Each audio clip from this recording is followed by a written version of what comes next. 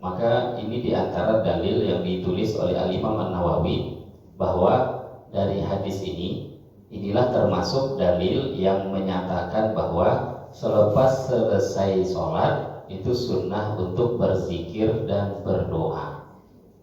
Karena sebelumnya sudah kita sampaikan bahwa ada ulama seperti Al-Imam Ibnul Qayyim yang mengingkari, mengatakan tidak disunnahkan berdoa selepas sholat. Hadis-hadis yang menerangkan tentang doa selepas sholat, maka beliau arahkan itu doa di penghujung sholat. Jadi diarahkannya ke situ sebelum salam. Hadis ini jelas. Nabi SAW idza faragha minas shalah wa sallam, ketika sudah selesai sholat dan salam, memang sudah selesai. Ini dalilnya Nabi membaca zikir dan doa. Bismillahirrahmanirrahim.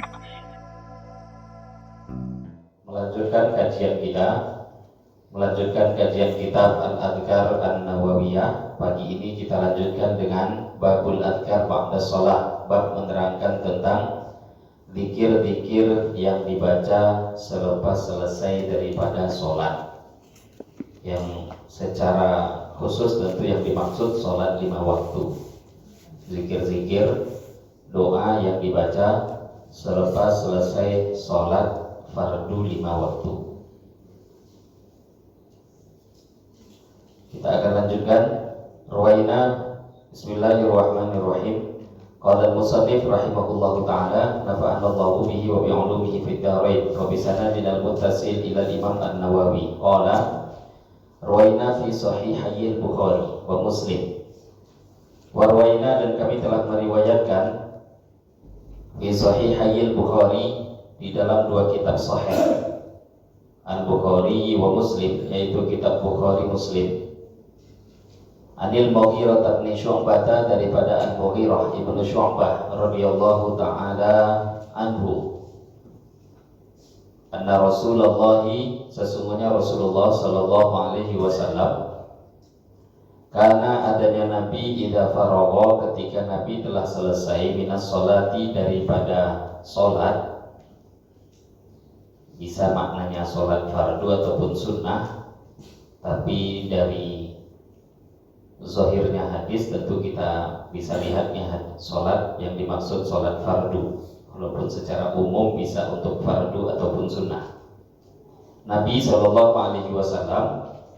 adanya beliau ketika selesai mengerjakan sholat, wasallama, dan telah selesai mengucapkan salam. Qala, maka Nabi membaca la ilaha illallah wahdahu la syarikalah, lahul mulku wa lahul hamdu wa huwa ala kulli syai'in qadir. Allahumma la mani'a lima a'taita wa la mu'tiya lima mana'ta wa la yanfa'u dzal jaddi minkal jadd. Hadis riwayat Imam Bukhari dan Muslim.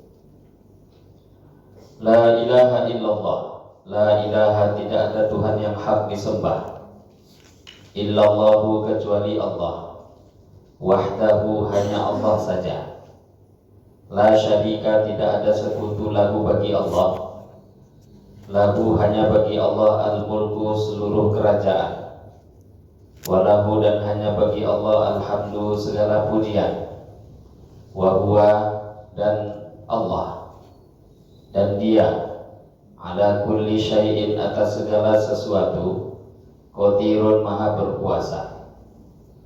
Allahumma, ya Allah, la mani'a, tidak ada yang bisa mencegah, lima, kepada apa, a'taita, yang Engkau berikan, wala mu'tiya, dan tidak ada yang bisa memberikan, lima, kepada apapun, mana'ta, yang Engkau cegah, wala yanfa'u, dan tidak bisa memberikan manfaat, dzal jaddi, orang yang memiliki kemuliaan, minka, daripada Engkau, al jaddu, kemuliaannya. Ini doa. Hadis ini diriwayatkan oleh seorang sahabat bernama Al-Mughirah ibnu Syu'bah radhiyallahu taala anhu. Ini sahabat yang cukup masyhur, masuk Islam memang bukan di awal-awal. Ini di dalam kitab tarikh diceritakan beliau masuk Islam di waktu pertempuran Khandaq. Itu kan cukup belakangan masuk Islam. Nabi sudah hijrah ke Madinah, ada pertempuran Khandaq atau nama lainnya perang Ahzab. Nah, pada waktu itu, di tahun itu, amal Khandaq, tahun perang Khandaq itu tahun 5 Hijriah, 5 tahun setelah hijrah. Di waktu itulah Mughirah ibn Syu'bah beliau masuk ke dalam agama Islam, termasuk pembesar daripada para sahabat, dan beliau yang meriwayatkan hadis yang baru kita dengar. Dan dari hadis ini, kalimat ini sudah sering kita baca, tapi mungkin terkadang ada orang yang mengingkari zikir selepas sholat. Maka ini diantara dalil yang ditulis oleh Al-Imam An-Nawawi, bahwa dari hadis ini, inilah termasuk dalil yang menyatakan bahwa selepas selesai sholat itu sunnah untuk berzikir dan berdoa.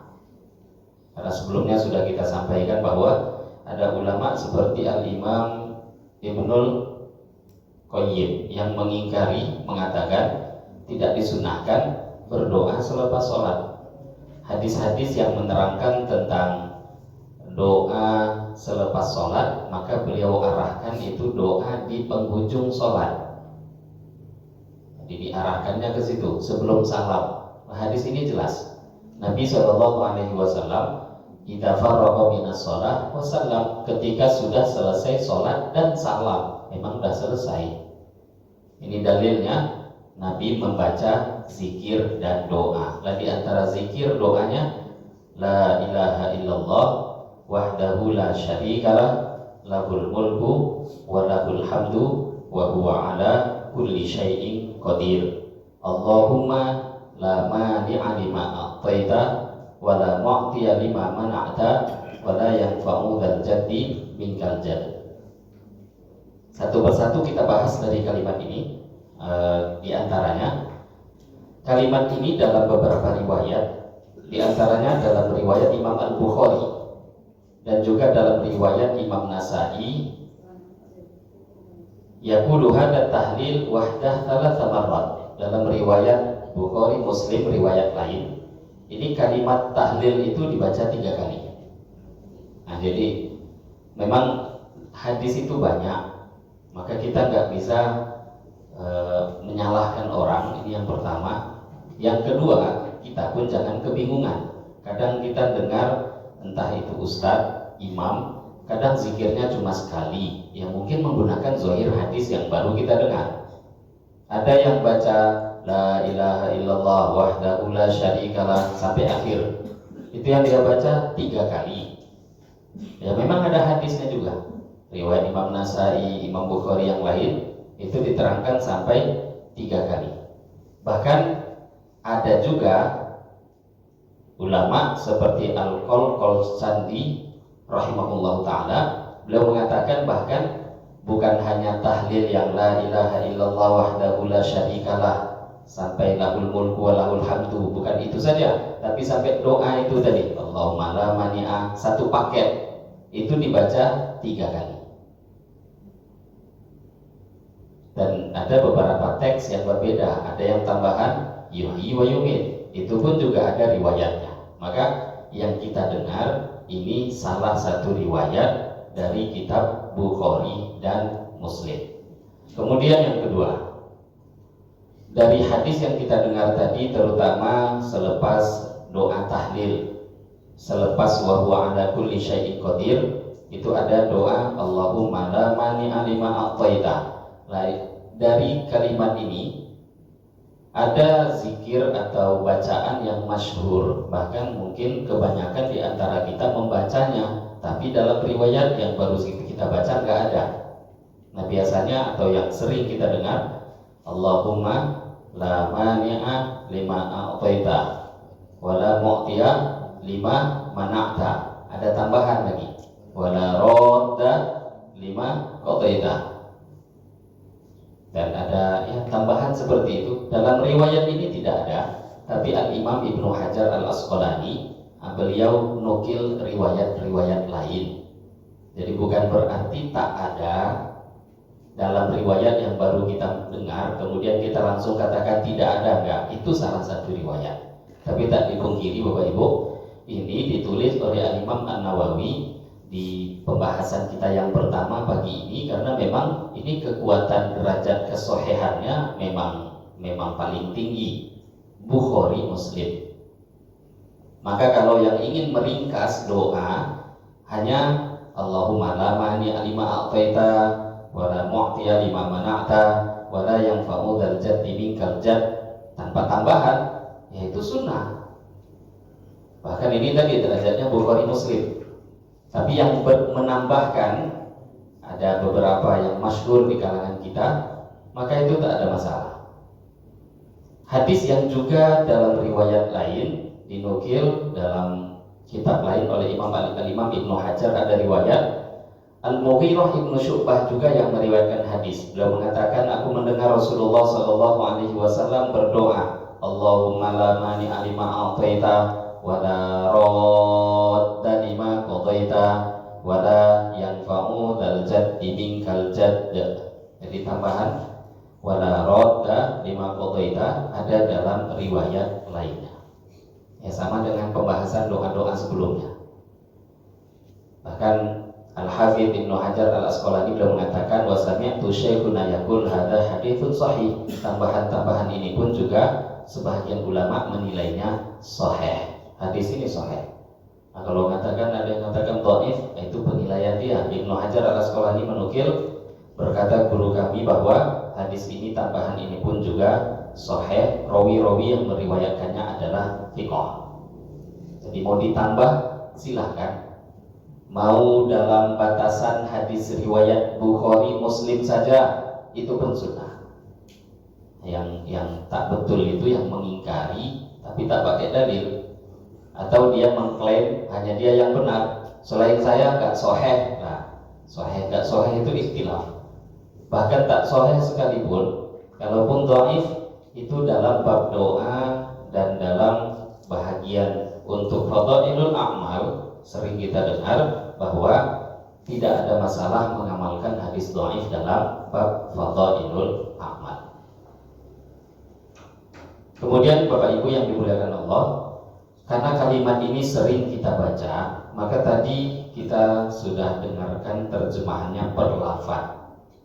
Nah, perlu memang kita menyatukan, menggabungkan antara zikir lisan kita dengan zikir qalbi, zikir hati. Dan zikir hati itu, bacaan-bacaan itu betul-betul menjadi zikir hati. Tidak akan bisa Bapak Ibu sebelum kita tahu maknanya. Paling tidak tadi makna secara umum. Kalau kalimat per kalimat diartikan lafadznya, nah itu yang faham para ulama. Tapi dengan kita baca tadi secara umum, secara kita baca terjemahan, harusnya secara umum makna isi doanya kita pahami. Nah, ketika kita membaca kalimat ini, zikir lisan satukan dengan zikir qalbi. Hati kita juga ikut meminta dengan apa yang kita baca. Jadi bukan hanya lisan. Bukan hanya lisan. Hati juga memahami secara umum apa yang diminta. Maka kalimat ini kita lihat, ini kalimat tauhid. Maka memang kalimat ini pantas untuk dibaca, sepantasnya dibaca selepas selesai sholat. Seorang hamba betul-betul meyakini bahwa tidak ada Tuhan yang hak disembah selain Allah. Hanya Allah saja. Lahul mulku. Seluruh kerajaan itu milik Allah. Selain Allah itu sebenarnya nggak ada punya apapun. Kerajaan itu bukan punyanya raja, enggak. Kerajaan itu punya Allah, negara punya Allah, raja, kerajaan, rakyatnya semua punya Allah. Kita numpang aja. Walahul hamdu, hanya bagi Allah segala pujian. Yang layak dipuji hanya Allah. Selain Allah itu kalaupun dipuji, itu pun juga dikarenakan Allahnya. Kenapa dia bisa kita puji? Oh, karena dia pintar. Lah pintarnya dia datang dari mana? Allah yang memberi. Kalau tak Allah beri dia pintar, tak akan tahu sedikit pun. Allahul ladzi khalaqakum min butuni ummahatikum. Allah yang menciptakan. Allahul ladzi akhrajakum min butuni ummahatikum. Allah yang telah mengeluarkan kalian dari perut ibu kalian. La ta'lamuna syai'a. Kata Allah, kalian tidak tahu apapun. Kita lahir tidak tahu apa-apa, kita datang ke dunia tidak punya apa-apa, kemudian diberi pengetahuan. Setelah itu jadi hebat. Lah siapa yang membuat hebat? Allah. Lah kalau tahu yang memberikan kehebatan Allah, yang menjadikan dia pandai Allah, kalau indah cantik pun juga datang dari Allah, ganteng dia itu pun dari Allah. Lah yang dipuji harusnya siapa? Lahul hamdu, hanya Allah yang layak dipuji. Jadi kalau kita makhluk kok muji makhluk lainnya, lupa pada yang memberikan, itu namanya tidak sadar diri. Memuji silahkan, tapi ingat itu datangnya dari Allah. Maka kalimat ini mengembalikan semuanya. Wa huwa ala kulli syai'in qadir, dan Allah adalah zat yang berkuasa atas segala sesuatu. Kekuasaan Allah tak terbatas. Seluruh makhluk berhajat pada Allah, Allah sedikit pun tidak berhajat kepada makhluknya. Dan ditambah dengan kalimat ini, ya Allah, tidak ada yang bisa mencegah daripada apa yang Engkau berikan. Tidak ada yang bisa memberi apa yang telah Engkau cegah. Dan orang yang katanya mulia itu tidak akan bisa mendapatkan kemuliaan kecuali daripada Engkau. Nah, ini kalimat mengajarkan pada kita setiap selesai sholat itu bicara keyakinan kebesaran Allah. Karena kalau nggak dibaca, nggak diulang-ulang, yakin ini hilang, Bapak. Kadang kita ini dapat perasaan kita memang kita yang bisa dapatkan. Enggak. Kalau sudah Allah takdirkan dapat, satu dunia mencegah pun nggak bisa. Kalau sudah Allah katakan kamu nggak akan dapat, satu dunia usaha memberi nggak akan bisa. Maka dalam hadis yang Nabi SAW memanggil satu orang sahabat, wahai pemuda, iman kamu gak akan betul sebelum engkau meyakini bahwa apa yang telah engkau dapatkan tidak akan luput dari diri engkau, dan apa yang luput dari dirimu tidak akan mungkin engkau bisa dapatkan. Gak akan benar itu iman sebelum kita yakin seperti itu. Dan kata Nabi, seumpama seluruh manusia dari awal sampai akhir, seluruh jin, seluruh malaikat berkumpul menjadi satu, ingin memberi manfaat kepada engkau, mereka tidak akan bisa memberi manfaat kecuali apa yang telah Allah putuskan. Seumpama seluruh manusia dari awal sampai akhir, seluruh jin, seluruh malaikat berkumpul jadi satu, ingin memberi mudarat pada engkau, tidak akan bisa kecuali apa yang telah ditetapkan oleh Allah. Jadi selepas sholat itu yang diajarkan bicara kebesaran Allah. Dan ini diulang-ulang nih Bapak Ibu. Kalimat ini ngulangnya 3 kali, bukan sekali, 3 kali. Jadi bicara kebesaran Allah itu mesti lisan itu membiasakan. Nah, kalau sudah lisan ini terbiasa, baru nanti masuk dalam hati. Nah, kalau kita hanya lisan saja yang membaca, tapi hatinya tidak memahami makna yang dibaca, ya pahala insya Allah dapat, tapi keyakinan tadi gak akan meningkat di dalam hati. Cuma zikir lisan tapi tidak sampai masuk ke dalam hati. Maka kalimat-kalimat ini kita betul-betul usahakan maknanya secara umum pun kita faham. Nah, ini diantara sunnah bacaan zikir selepas sholat yang diajarkan oleh Nabi Shallallahu Alaihi Wasallam kepada kita. La ilaha illallah wahdahu la syarikalah, lahul mulku wa lahul hamdu wa huwa ala kulli syai'in qadir. Allahumma la mani'a lima a'taita wa la mu'tiya lima mana'ta wa la yanfa'u dzal jaddi minkal jadd. Tadi dalam beberapa riwayat memang ada tambahan wa la radda lima qadaita, ditambahkan ataupun tidak. Nah, ini bisa kita gunakan kedua-duanya. Warwaina fi sahihi Muslim, dan juga kami telah meriwayatkan fi sahihi Muslim, dalam kitab Sahih Muslim, an Abdullah bin Zubair, daripada sahabat Abdullah bin Zubair radhiyallahu taala anhuma, annahu, sesungguhnya beliau, kana yaqul, adanya beliau mengatakan,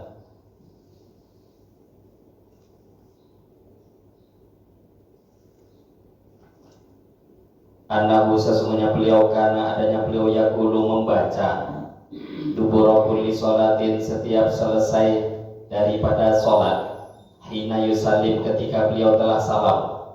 Jadi kalimat ini dibaca memang selesai sholat, setelah salam. La ilaha illallah wahdahu la syarikalah, lahul mulku wa lahul hamdu wa huwa ala kulli syai'in qadir. La haula wa la quwwata illa billah wa la na'budu illa iyyah, lahun ni'mah wa lahul fadl wa lahul thana'ul hasan. La ilaha illallah mukhlishina lahuddin walau karihal kafirun. Ini zikir selepas sholat juga. Bentuknya sedikit berbeda dengan riwayat sebelumnya. Jadi zikir sholat itu banyak. Tadi antaranya ini, la ilaha illallah wahdahu la syarikalah, lahul mulku wa lahul hamdu wa huwa ala kulli syai'in qadir. La haula wa la quwwata illa billah. La ilaha illallah wa la na'budu illa iyyah. Lahun ni'mah wa lahul fadl wa lahu thana'ul hasan. La ilaha illallah mukhlishina lahuddin walau karihal kafirun. La ilaha illallah, tidak ada Tuhan yang hak disembah selain Allah. Wahdahu, hanya Allah saja. La syarika, tidak ada sekutu lahu bagi Allah. Lahu, hanya bagi Allah, al-mulku, seluruh kerajaan. Walahu, dan hanya bagi Allah, alhamdu, segala pujian. Wa huwa, sedangkan dia, ala kulli syai'in, atas segala sesuatu, qadirun, maha berkuasa. La haula, tidak ada daya. Wala quwata, tidak ada kekuatan, illa billahi, kecuali hanya dengan pertolongan Allah. La ilaha, tidak ada Tuhan yang hak disembah, illallahu, kecuali Allah. Wala na'budu, dan kita tidaklah menyembah, illa iyyahu, kecuali hanya kepadanya.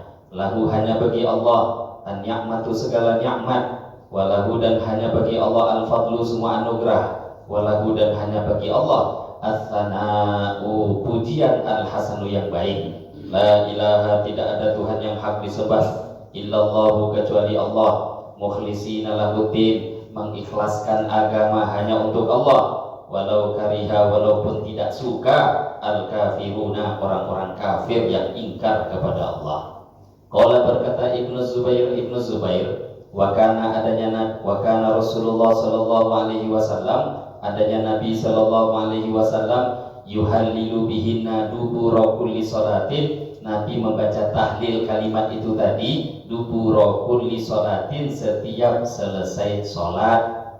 Karena tadi hadis itu cuma sampai sahabat Abdullah, tapi di akhir hadis beliau tekankan, itu yang saya baca, doa yang dibaca oleh Nabi setiap selesai sholat. Nah, ini bentuk zikir yang lain. Nah, sahabat Abdullah bin Zubair yang meriwayatkan ini siapa Bapak Ibu? Ini termasuk beliau, termasuk ulama besarnya sahabat. Di kalangan sahabat tidak kurang 200-an orang yang memiliki nama Abdullah. Bahkan ada yang mengumpulkan itu 220. Jadi nama Abdullah itu nama keren dari zaman dulu sampai zaman sekarang. Kalau sekarang katanya keren itu lain, enggak. Ini nama yang paling banyak digunakan di dunia itu dua, Muhammad dan Abdullah. Ini nama yang enggak bisa dikalahkan jumlahnya di dunia. Dari kalangan sahabat kurang lebih 200-an orang yang memiliki nama Abdullah. Dari 200 itu ada yang terkenal dengan Al-Abadilah. 4 Al-Abadilah, 4 orang yang terkenal menjadi ulamanya sahabat yang memiliki nama Abdullah. Siapa itu 4 orang? Ya beliau salah satu, Abdullah bin Zubair.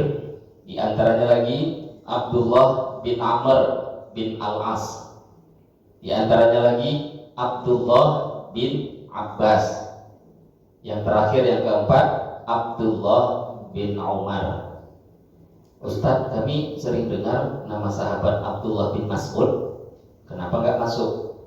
Memang para ulama tidak memasukkan Abdullah bin Mas'ud dalam kalangan 4 sahabat tadi karena generasinya berbeda. Sama-sama sahabat, tapi Abdullah bin Mas'ud itu agak terlalu jauh umurnya, bahkan wafatnya juga lebih awal. Jadi kalau dilevelkan tentu nggak pas.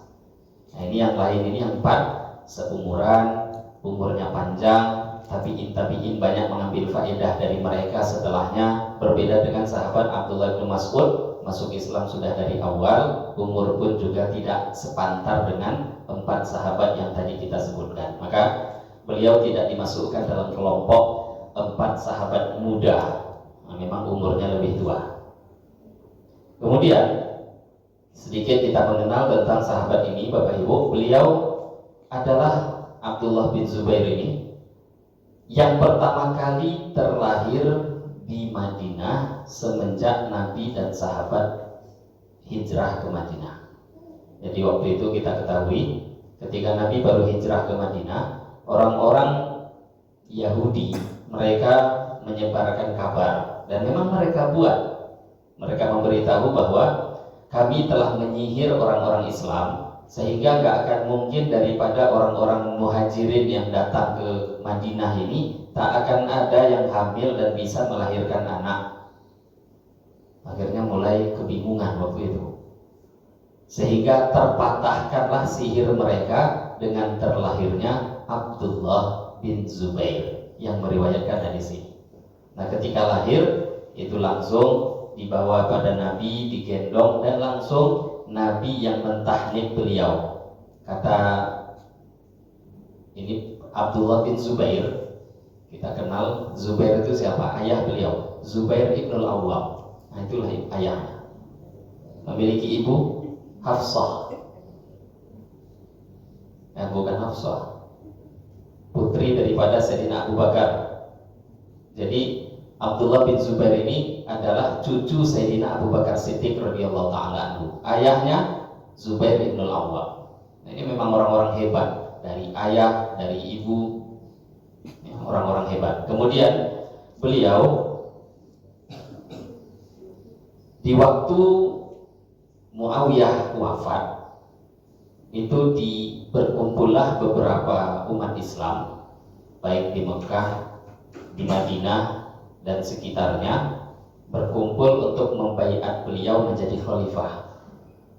Nah, ini sejarah ini hanya singkat, jadi secara umum kita umat Islam tidak tahu, tapi bagi yang belajar sejarah tahu. Sehingga akhirnya beliau pun dibaiat oleh umat Islam di waktu itu jadi khalifah. Dan singkat cerita,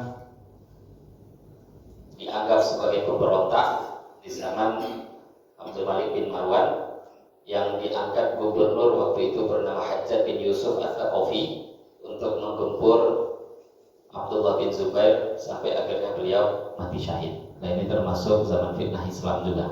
Jadi beliau yang sebagai sahabat, itu dibunuh oleh Hajjaj bin Yusuf. Hajjaj bin Yusuf bukan sahabat, itu generasi di zaman tabi'in. Ibu beliau tadi bukan Hafsah ya, tapi namanya Asma binti Abu Bakar. Jadi Asma ini ibunya, itu Asma putri daripada Sayyidina Abu Bakar Siddiq radhiyallahu ta'ala anhu. Nah beliau yang meriwayatkan hadis ini. Nah, beliau mengatakan kalimat ini dibaca oleh Nabi selesai daripada sholat. Secara zahirnya hadis ya, ini tentu yang lebih terang dimaksud adalah selesai sholat fardu. Hadis setelahnya, warwaina fi sahihil Bukhari, kami juga meriwayatkan dalam kitab Sahih Al-Bukhari, wa Muslim dan kitab Sahih Muslim, an Abi Hurairah daripada sahabat Abu Hurairah radhiyallahu anhu, anna fuqara'an muhajirin, sesungguhnya orang-orang fakir dari kalangan muhajirin, atau mereka mendatangi Rasulullah sallallahu alaihi wasallam. Faqalu, kemudian orang fakir muhajirin tadi mengatakan, zahaba ahlud duthur, telah memborong orang-orang kaya bidarajatil ula, dengan derajat yang tinggi, wan na'imil muqim, dan kenikmatan yang kekal. Yusalluna, orang-orang kaya salat, kama nusolli, sebagaimana kami orang miskin salat. Wa yasumuna, dan mereka bisa berpuasa, kama nasumu, sebagaimana kami berpuasa. Walahum, dan bagi mereka fadlun, ada kelebihan min amwalin, daripada harta. Yahajjuna, mereka haji biha, dengan harta tadi. Wa ya'tamiruna biha, dan mereka bisa umrah. Wa yujahiduna, dan mereka bisa juga jihad. Wa yatasaddaquna, dan mereka bisa bersedekah. Faqala, maka Nabi pun bersabda, ala u'allimukum, tidakkah aku beritahukan kepada kalian syai'an, sesuatu perkara, tudriku nabihi man sabaqakum, kalian akan bisa menyusul orang yang mendahului kalian. Wa tasbiquna, dan kalian bisa mendahului bihi, dengannya, man orang ba'dakum, yang ada di depan kalian. Wala yakunu, dan tidak akan ada ahadun, seorang pun, afdola, yang lebih utama, minkum, daripada kalian, illa man, kecuali orang, sona'a, yang berbuat amal sama, mithla ma sona'tum, seperti apa yang kalian buat. Qalu, orang-orang miskin muhajirin tadi pun mengatakan, bala, tentu ya Rasulullah, beritahukanlah. Qala, Nabi pun mengatakan, tusabbihuna, kalian bacalah tasbih, wa tuhammiduna, dan bacalah tahmid, tasbih subhanallah, tahmid alhamdulillah, wa tukabbiruna, dan kalian baca takbir Allahu akbar, khalfa kulli sholatin, setiap selesai sholat, talata wa talasin, sebanyak 33 kali. Qala, berkata Abu Shalih, rawi yang bernama Abu Shalih, an Nabi Hurairah, muridnya Abu Hurairah, lama su'ila, ketika telah ditanya Abu Hurairah an kaifiyati dzikrihi, tentang tata cara membaca zikir tadi, yaqulu, maka Abu Hurairah mengatakan, subhanallah walhamdulillah wallahu akbar, hatta yakuna minhunna, sehingga adanya bacaan tadi, kullahunna, semuanya, thalatha wa thalathun, sebanyak 33 kali. Jadi dalam hadis ini detail diterangkan, karena hadisnya umum. Bagaimana dalam hadis ini tadi Nabi mengatakan, yaitu baca zikir, bacalah tasbih, tahmid, takbir 33. Nah, seolah-olah kan bisa saja tasbihnya 11, tahmidnya 11, kemudian takbirnya 11.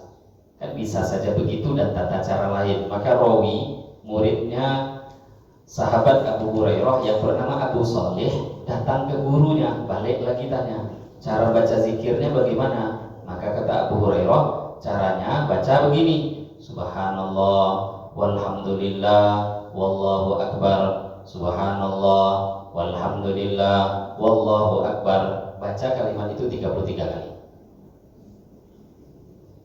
Ad-duthur, adapun makna kalimat ad-duthur dalam hadis, jam'u dathrin, jamak kata-kata dathrin dengan memfathahkan huruf dal, wa iskani tha'i, dan mensukunkan huruf tha, wa huwa al-malul kathir, arti ad-duthur adalah harta yang banyak. Nah, ini hadis masyhur dalam banyak kitab, termasuk Arba'in An-Nawawi, dulu juga sudah kita lewati hadis ini. Nah, hadis ini banyak pelajaran yang bisa diambil selain sesuai dengan judul kitabnya Bapak Ibu. Tapi di antara pelajarannya di sini, dalam hadis ini ada ikhtilaf di kalangan para ulama tentang mana yang lebih utama, orang kaya yang bersyukurkah atau orang miskin yang bersabar. Jadi perbandingannya dua wali, ya, dua-duanya ini luar biasa. Ada orang kaya tapi syukur, kaya soleh.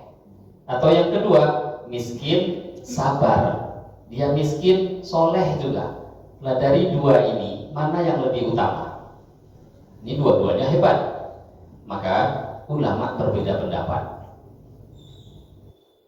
Mayoritas ulama-ulama fikih itu lebih dominan mengatakan orang kaya yang bersyukur lebih utama daripada orang miskin yang bersabar.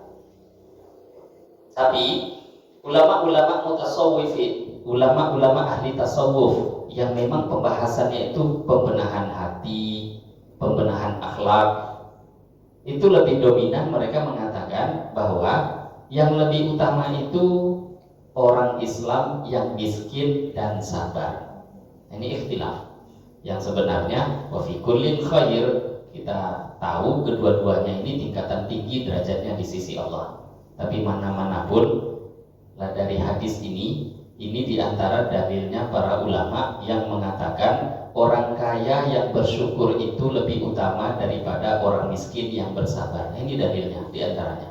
Nah, nanti kalau yang mendahulukan orang miskin yang bersabar itu ada hadis lain. Ini bukan bab tarjih, tidak, tapi ini diantara dalil ulama yang mengatakan orang kaya yang bersyukur lebih utama. Dari mana? Ya inilah, orang fakir muhajirin datang, kemudian mengatakan, ya Rasulullah, orang-orang kaya sudah borong pahala. Maka Nabi tanya, kok bisa? Iya, mereka sholat. Kalau untuk urusan sholat, kami sholat, mereka sholat. Kami puasa, mereka puasa. Tapi untuk urusan yang berkaitan dengan harta, kami nggak mampu. Haji kami tidak bisa, mereka bisa haji karena punya harta. Sedekah kami tidak bisa, mereka bisa bersedekah. Dalam hadis lain bahkan wayaktikuna, mereka bisa memerdekakan budak, kami nggak bisa. Merdekakan budak pakai uang. Maka Nabi pun bukan mengatakan kalian lebih utama, enggak. Di sini nampak Nabi mengiyakan. Hanya saja kemudian Nabi memberitahu, apakah kalian mau aku beritahu amal yang mana kalau kalian buat, kalian bisa susul orang yang ada di depan kalian. Kalian tertinggal pun bisa menjadi di depan. Yaitu setiap selesai sholat, baca, kalau dalam riwayat ini, baca tasbih 33, tahmid 33, takbir 33. Ini urutan dalam hadis ini. Tasbih, subhanallah, alhamdulillah, Allahu Akbar 33 kali. Nah, dalam riwayat lain, yang dalam riwayat tadi tidak kita dengar, orang-orang muhajirin pulang senang, diamalkanlah amal yang diberikan oleh Nabi tadi. Tapi gak berapa lama kemudian mereka balik lagi datang, ngadu kembali. Apa yang mereka katakan, ya Rasulullah, orang-orang kaya dari kalangan muhajirin, mereka dengar juga, tahu apa yang Tuhan sampaikan pada kami. Akhirnya mereka juga ngikut. Setiap selesai sholat dia baca juga itu. Maka kata Nabi, dzalika fadlullah yu'tihi man yasha. Nah, itu anugerah Allah. Sudah Allah berikan pada siapapun yang dikehendaki oleh Allah. Jadi orang itu kalau sudah kaya, kok taat pada Allah, itu luar biasa. Tapi memang Bapak Ibu, ini nggak bisa kita katakan. Misalkan kalau kita memang hartanya nggak ada ataupun sedikit, jadi dari kalangan orang miskin, nah itu memang ujiannya biasanya ada bisikan-bisikan itu. Nah, coba saya kaya, nanti saya taat gitu. Padahal nggak semudah itu. Memang kondisi-kondisi yang Allah berikan pada setiap orang itu sudah yang terbaik. Kadang ada orang Bapak Ibu yang tak mampu menjalani ujian kaya. Jadi dia tuh bisa taatnya kalau miskin. Lah kalau Allah sayang pada dia, Allah jadikan dia miskin, akhirnya dia taat. Kenapa? Karena tadi kalau seumpama kaya lupa diri, nggak sholat, nggak puasa, nggak pernah ke masjid. Akhirnya kalau miskin rajin, ah udahlah, kata Allah, baguslah miskin lagi, jadikan dia miskin. Ada pula orang yang dia itu nggak tahan miskin.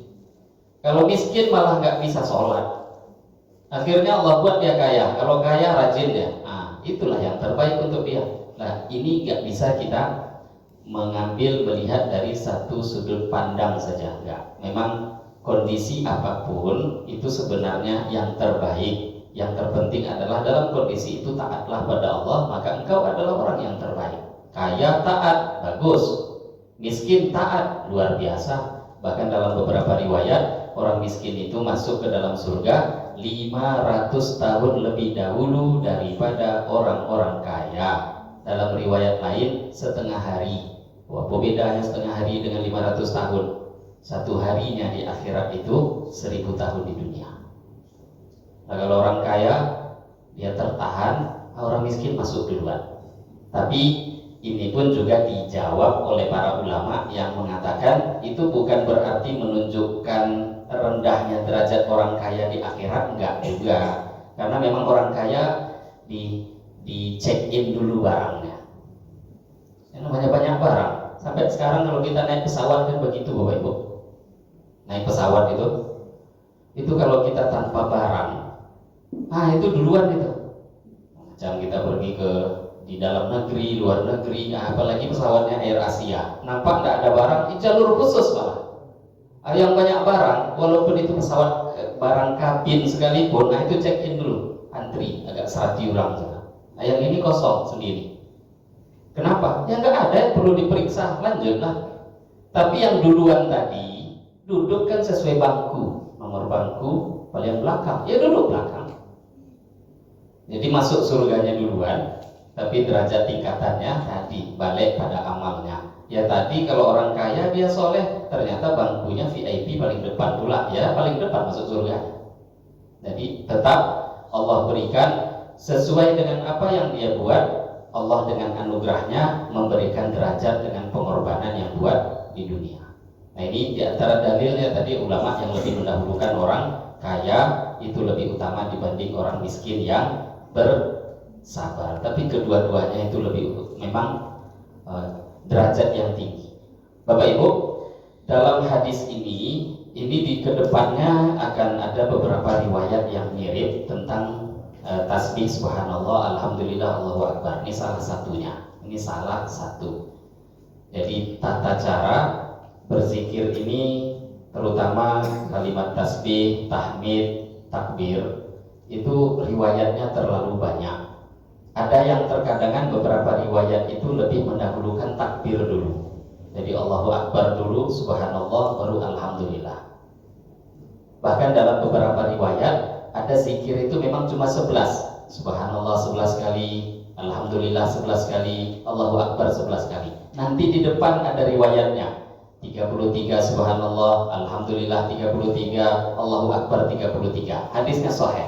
Nanti ada lagi riwayat subhanallah 33, alhamdulillah 33, Allahu akbar 34. Ada lagi riwayat lain subhanallah 33, alhamdulillah 33, Allahu akbar 33. Tutup kata Nabi yang ke-100-nya dengan la ilaha illallah wahdahu la syarikalah lahul mulku wa lahul hamdu wa huwa ala kulli syai'in qadir. Lengkap semuanya jadi 100. Nah, ini bagaimana? Ya memang banyak riwayat jadi longgar. Bahkan ada kalimat hadis yang dengan tegas menyatakan, kata Nabi, tidak ada masalah dari zikir manapun engkau memulainya. Jadi maksudnya kalimat tadi, subhanallah kah lebih dulu, alhamdulillah mau dibaca dulu, Allahu akbar dulu, longgar. Cuma riwayat hadis yang paling banyak urutannya subhanallah, alhamdulillah, Allahu akbar. Itu riwayat yang paling banyak. Tapi nggak dipungkiri, mau dibolak-balik ada juga hadis yang lain.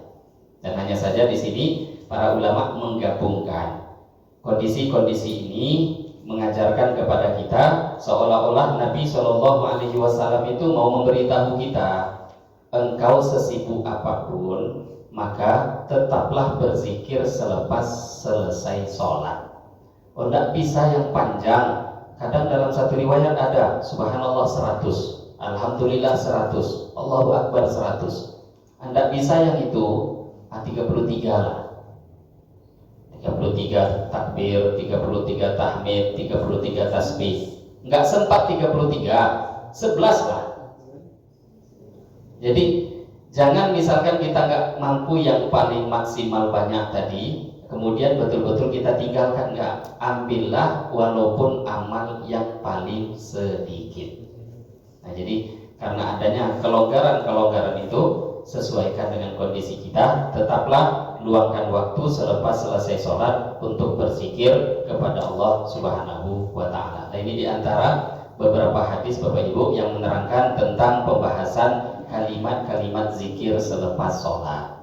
Nah, jadi bacaan-bacaan ini sudah biasa kita baca, tapi ini untuk mengetahui hadis-hadis yang datang dari Nabi. Ternyata arahannya seperti itu, bukan cuma turun temurun. Oh, ustadz yang bacakan, ini dari guru saya, bukan cuma dari guru, tapi memang guru-guru ustadz ulama tadi mereka mengamalkan itu karena ada hadis dari Nabi Shallallahu Alaihi Wasallam. Insya Allah ke depan kita akan dengarkan detail-detail riwayatnya lagi. Tadi kan 33, nanti akan ada riwayat dengan cara membaca zikir yang seperti diterangkan tadi. Ada yang 34 takbirnya, ada yang ditutup dengan zikir la ilaha illallah wahdahu la syarikalah di akhir kalimat zikir. Ini mungkin yang bisa kita baca pada pagi hari ini, hadis-hadis Nabi Shallallahu Alaihi Wasallam yang berkaitan dengan zikir selepas sholat dari kitab Al-Adhkar An-Nawawiyah.